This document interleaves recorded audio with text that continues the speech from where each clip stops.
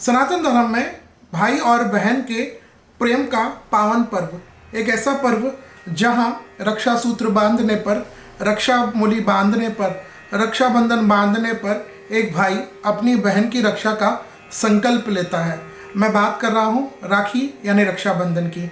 साल 2023 में यह पर्व कब है? काफ़ी लोगों के मन में इस दिन के डेट को लेकर के बहुत डिस्टर्ब्ड है, बहुत कन्फ्यूजन है। आइए शास्त्र क्या कहता है उस पर हम बात करते हैं, और जो कुछ हमारा वीडियो फोकस रहेगा वो शास्त्रीय पक्ष पर रहेगा, बटरिंग वाली बात नहीं रहेगी। जो शास्त्र कहता है विदाउट गेटिंग इमोशनल, राइट, उस पर हम बात करेंगे।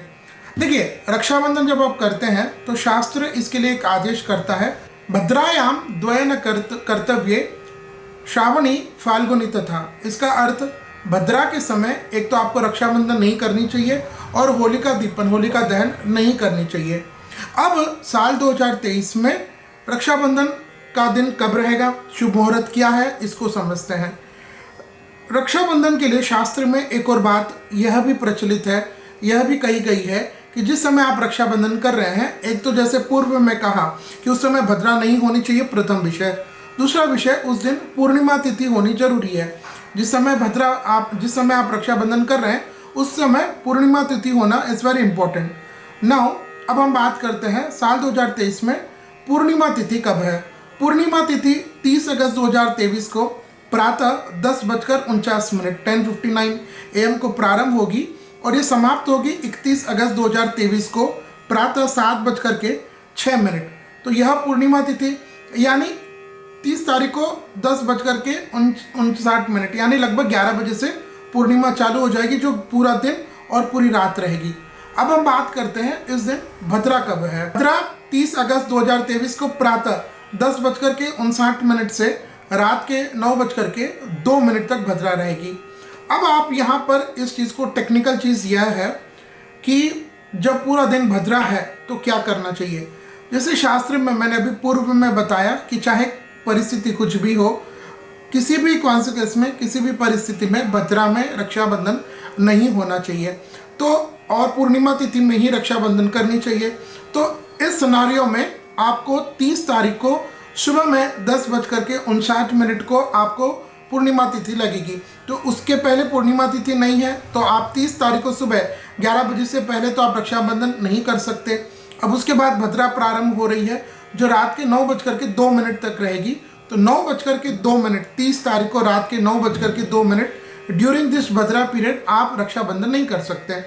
रात में 30 तारीख को रात में 9:02 के बाद जब भद्रा समाप्त हो जाएगी तो 9:03 से रात का जो लेट निशिता काल आता है उसके पहले पहले, यानी 9:03 से लेकर के रात के 11:30 बजे तक आप रक्षाबंधन बांध सकते हैं।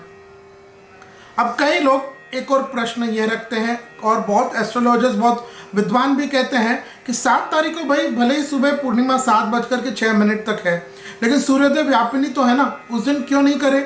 क्यों दिन भर भद्रा के ठीक है पीरियड को अगर टाल भी दें तो रात में ही क्यों किया जाए? ट्रैवलिंग बहनें कैसे करेगी? अब ये बहनें कैसे ट्रैवलिंग करेगी, कैसे संपन्न होगा? यह टेंशन, यह चिंता अगर पंडित जी करेंगे तो वो कभी शास्त्रीय पक्ष रख ही नहीं पाएंगे। लोगों को क्या करना है इसकी चिंता पंडित जी को नहीं करनी है। एक अच्छे एस्ट्रोलॉजर को, एक पंडित जी को एज पर शास्त्र क्या आदेश है वो उसको पढ़ करके, जान करके, समझ करके उनको वो चीज़ श्रोताओं के सामने रखना है। 7 तारीख को अगर आप प्रातः 7:06, क्योंकि लोगों के दिमाग में भूत है ना, कोई भी कार्य सूर्योदय व्यापिनी में करना चाहिए। लोग भी, काफ़ी लोग हमको पूछते हैं हमारे जो सूर्योदय में वो तिथि कब है। देखिए, कुछ तिथियों का महत्व सूर्योदय कालीन में होता है, कुछ तिथियों का महत्व, जैसे अगर आप श्राद्ध कर रहे हैं तो मध्याह्न काल में श्राद्ध करना चाहिए।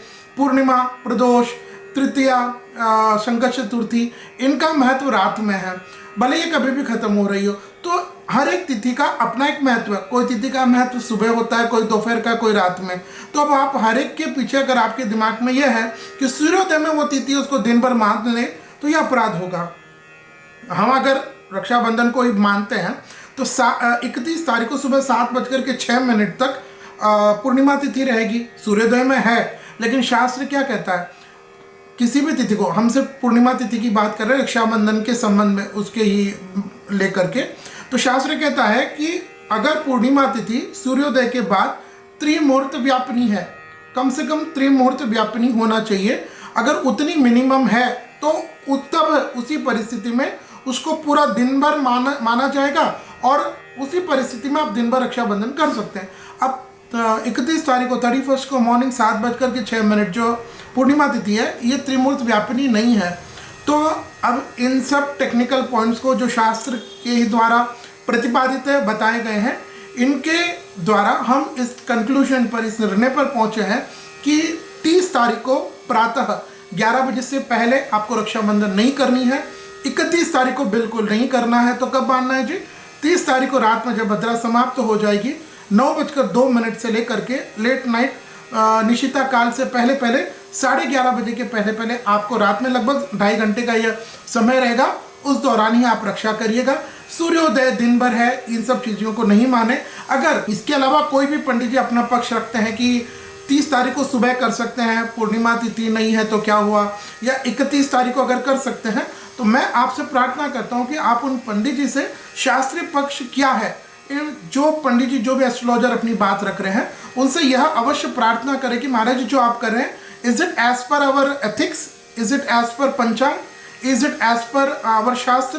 क्या इन चीज़ों का जो भी पंडित जी प्रमाण देते हैं, अपनी बात रखते हैं, क्या यह निर्णय सिंधु, धर्म सिंधु, व्रतराज, मुहूर्त चिंतामणि, ऐसे जो प्रमाणिक ग्रंथ है उनके आधार पर दिया हुआ मुहूर्त है, या फिर अपनी सुविधा के अनुसार? इस बात का बहुत ध्यान रखिएगा।